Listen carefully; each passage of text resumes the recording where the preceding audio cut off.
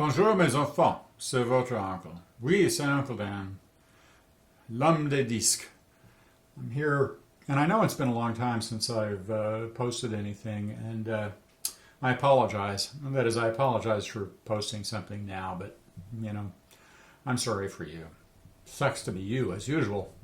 I'm here today to bring you a little brief introduction to this disc, Barrelhouse, Boogie, and the Blues.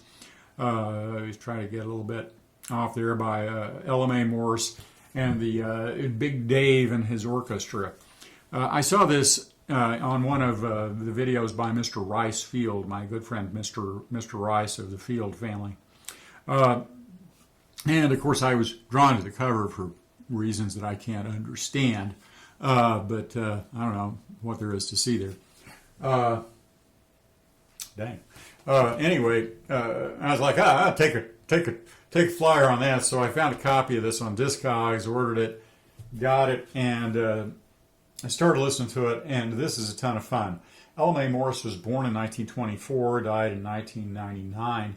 Had her first big hit, which is the first Capitol Records' first $1 million seller in 1942, with Cow Cow Boogie, which is definitely a boogie, but man, it sounds a lot like rock and roll even back in 1942. There's very thin line there between the two. It's probably a little more, I think that was a dotted eighth note feeling there, but you know, then she had others like House of Blue Lights in 1946 that has a pretty straight eight feel. That sounds a lot like early rock and roll, you know, several years before, you know, people like Elvis start getting credited with it. She had a great voice. She sang great songs, had great arrangements, just a ton of fun. I'm going to drop the needle. I'm playing this on my realistic ELAC Miracle Chord 45. Which is it was sold by Radio Shack under the Realistic brand. It was manufactured by ELAC, and their line was the Miracord. These are great turntables, if you can find them, from the early 70s, I think maybe into the mid 70s. But they're great turntables when you can find them. It's an idler drive, but fairly quiet for an idler drive. The tone arm is maybe a little heavy for some people's taste, but it doesn't seem to me to be a problem. I have it now. I've tried a couple of different cartridges with it. It came with the Realistic. I can't remember what it was. It was a Shure, kind of one of the lower end Shures. I tried a Grado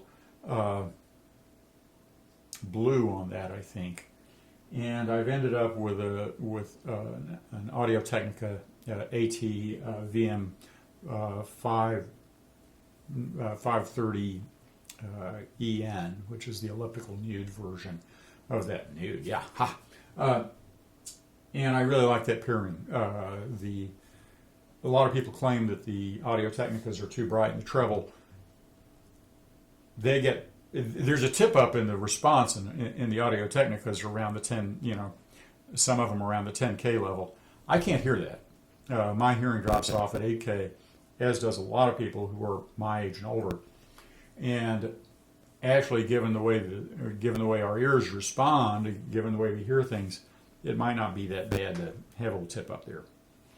Anyway, let me drop the needle on this just for a minute, and so you can hear this. This one is Money Honey. It's so much fun.